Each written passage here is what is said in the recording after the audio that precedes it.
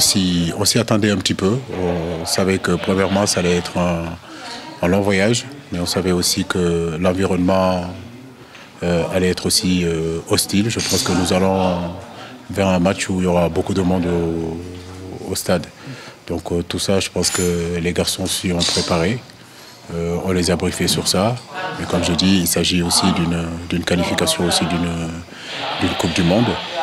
Et aujourd'hui, pour aller dans ces 20 équipes qui seront capables aujourd'hui de se qualifier à la Coupe du Monde, nous devons passer ce tour-là. Et aujourd'hui, c'est Madagascar. Pour moi, c'est important de bien le préparer, surtout sur le plan mental. Oui, si vous voyez bien, quand on est parti en Namibie, c'était pratiquement la même chose. On était en altitude. Donc ces conditions-là, je pense que les garçons commencent à s'y habituer. C'est pas des bleus.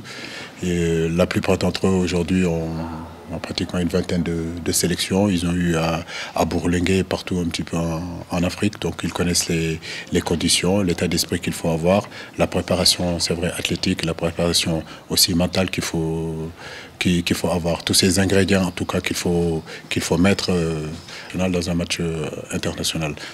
Donc je pense que à ce niveau-là, je suis pas inquiet. Je pense qu'ils sont prêts en tout cas à jouer ce match-là et faire le meilleur résultat possible. Non, pas du tout. Ça doit pas être une pression. Je trouve que c'est normal que le Sénégal soit favori.